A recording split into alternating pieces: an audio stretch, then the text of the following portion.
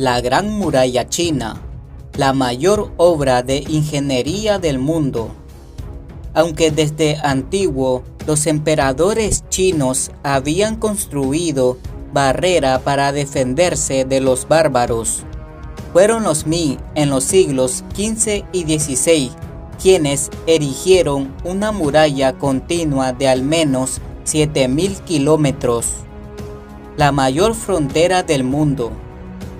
La característica imagen de la muralla china data de los siglos XV y XVI, cuando los emperadores Ming reconstruyeron la barrera defensiva al norte de su imperio en ladrillo y piedra, con una serie de torres conectadas mediante lienzos de muralla. Torres de vigilancia. A lo largo de la muralla, las torres se situaban a la distancia apropiada para transmitir rápidamente la alarma. A la derecha, sección de la muralla próxima a Pekín. Arquero mongol, montados en sus pequeños pero veloces caballos. Los jinetes mongoles eran peligrosos y hábiles arqueros. La ciudad prohibida. En esta estancia del Palacio Imperial de Pekín se alzaba el trono desde que el Hijo del Cielo daba audiencia y celebraba consejos. Fue construida por los emperadores Ming en 1406. El fundador de una dinastía, el emperador Chu Yuanchang, fundador de la dinastía Ming. Torre de defensa de la Gran Muralla. En las torres de defensa se alojaba una guarnición de entre 30 y 50 hombres, que servía en turno de 4 meses. Los soldados vivían en la misma torre, donde guardaba sus pertrechos y alimentos. Estas construcciones eran, en realidad, pequeños castillos que podían resistir asedios prolongados. El viento otoñal levanta gemidos, mientras marchamos muy lejos miles de millas. Marchando miles de millas, ¿con qué fin? A través del desierto reconstruimos la Gran Muralla. Pero esta no fue nuestra idea. Fue construida por sabios emperadores del pasado. Establecieron aquí una política que durará miles de siglos, para asegurar las vidas de sus millones de súbditos. ¿Cómo podríamos, pues, evadirnos de estas preocupaciones y descansar en paz, despreocupados en la capital? Este poema, compuesto por el emperador Yandi a principios del siglo VII de nuestra era, nos recuerda lo que fue una de las grandes preocupaciones de los emperadores chinos: la defensa de la frontera septentrional del país mediante una gran muralla, que habría de durar miles de años. Sin embargo, este tipo de estrategia defensiva fue solo una de las que empleó el Imperio del Centro en las cambiantes relaciones que mantuvo con los pueblos de las estepas. Desde el siglo IV a.C., las estepas al norte de China fueron ocupadas por pastores nómadas. Estos dependían de sus vecinos sedentarios del sur para obtener todo lo que no les proporcionaba la estepa, sobre todo productos agrícolas con los que completar una alimentación basada en la carne y los lácteos. Su población era muy inferior a la de China, pero constituía una grave amenaza. Armados con potentes arcos compuestos y a lomos de sus pequeños ponis esteparios, rápidos y muy resistentes, los guerreros nómadas se apresuraron a lanzar ataques sobre los estados del norte de China. Los emperadores ensayaron diferentes estrategias para defenderse de la amenaza de estos nómadas. Una de ellas era la muralla defensiva. El primer emperador, Qin Shi Huang Di, 221-210 a.C., construyó una línea de fortificaciones que unía las levantadas por estados anteriores y abarcaba toda la frontera. Luego, la dinastía Han trató de controlar a los bárbaros mediante sobornos, camuflados como subsidios, y campañas de conquista en las estepas, a la vez que construía una nueva gran muralla. Los nómadas, por su parte, pronto aprendieron que podían utilizar sus incursiones no solo para obtener botín, sino como método de presión para aumentar el volumen de los subsidios en forma de objetos de lujo, especialmente seda. Durante los siguientes 1000 años se mantuvo un cierto equilibrio entre chinos y bárbaros, hasta que a principios del siglo XIII, un jefe mongol llamado Temujin consiguió unificar la estepa y reanudó el ciclo de ataques al norte de China, para obligar a los chinos a enviar subsidios y a comerciar. La resistencia encontrada llevó a Temujin, convertido en emperador de los mongoles con el nombre de Genghis Khan, a lanzarse a la conquista de China. Esta empresa sin precedentes para un nómada sería completada por su nieto, Kublai Khan, quien además de ser Khan de los mongoles, fundó una nueva dinastía, la de los Yuan. Los Ming en el poder. Los Yuan fueron destronados por una revuelta campesina, y en 1368 la corte mongol evacuó su capital y se refugió en la estepa. La nueva dinastía reinante en China, los Ming, llevó a cabo una agresiva campaña de ataques a la estepa con el objetivo primero de impedir cualquier intento de los refugiados Yuan para recuperar su trono perdido, y después para mantener a los nómadas a raya. Pero los Ming pronto comprobaron que su poder militar no bastaba para doblegar a los nómadas. En 1449 sufrieron una terrible derrota en la batalla de Tumu, y el mismo emperador Shen Tong cayó prisionero de los enemigos. A partir de mediados del siglo XV, los Ming pasaron gradualmente a la defensiva. El gobierno consideró en repetidas ocasiones la opción de enviar subsidio a los nómadas para contenerlos en sus dominios.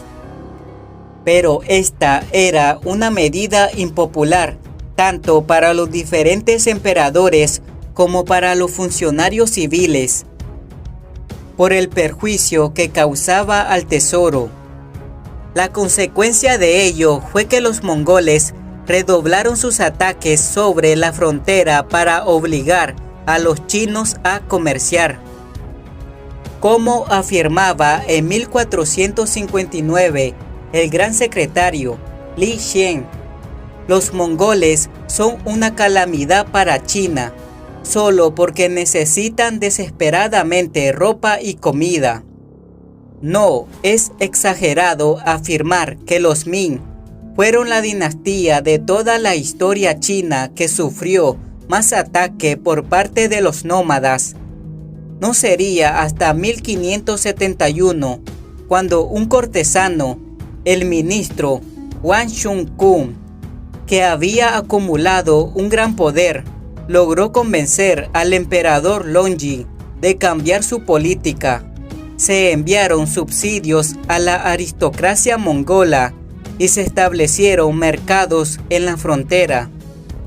con lo que se consiguió reducir el número de ataques mongoles y el gasto del dispositivo militar chino en la frontera. Una nueva muralla. En realidad, desde decenios atrás, la estrategia de defensa de los Ming frente a los nómadas había pasado por una de las soluciones clásicas del Imperio chino, la de la barrera defensiva. Los Ming construyeron una nueva gran muralla, aunque de características más avanzadas que las anteriores. Mientras que en el pasado las fortificaciones se había erigido empleando la tierra como materia prima, compactándola en una especie de tapial. Ahora se empleó en la mayoría de los tramos una combinación de zócalo de piedra y alzado en ladrillo. Este sistema era mucho más caro que los anteriores. Se ha llegado a decir que 100 veces más, pero también resistía las inclemencias del tiempo mucho mejor. Sin embargo, la eficacia militar de esta barrera fue siempre relativa. La frontera septentrional china sufrió un número de ataques muy alto, a veces por parte de grandes bandadas de guerreros, verdaderos ejércitos que podían alcanzar los 100.000 efectivos, pero también por pequeños grupos de nómadas. Un ejemplo de este último caso ocurrió en Guiyang en 1555. Una veintena de guerreros mongoles asaltó una torre en plena noche, trepando con ganchos, pero justo cuando el primero de ellos la coronaba, los relinchos de sus caballos alertaron a los soldados chinos, que pudieron rechazar el ataque. Sería, sin embargo, un error presentar a los nómadas siempre como los agresores. En 1563, en el curso de una investigación por corrupción, se descubrió que unos soldados habían asesinado a un grupo de mongoles tras aceptar su rendición para fingir una victoria en combate y ser recompensado en consecuencia. Hay que tener en cuenta que los militares chinos destacados en la Gran Muralla vivían en unas condiciones muy duras. Un documento del propio Ministerio del Ejército reconocía en 1443 que los soldados en la frontera noroccidental están expuestos al viento y el frío. Ya sirvan como vigías en las torres de señales o como guardias en los pasos. Pueden estar fuera durante meses o años sin regresar a su base, y sus familias e hijos careciendo de ropa y comida. Están en una situación desesperada. Ciertamente reciben un salario mensual, pero muy a menudo tienen que gastarlo en armas o caballos, y sus sufrimientos por el hambre y el frío son indescriptibles. Convivencia con el enemigo. Las tropas chinas acantonadas en la Gran Muralla mantenía múltiples contactos con los nómadas. A pesar de la oposición de sus superiores, los soldados chinos comercializaban frecuentemente con sus enemigos, actividad que, como hemos visto, era especialmente importante para los nómadas, y en situaciones extremas los soldados podían llegar incluso a desertar.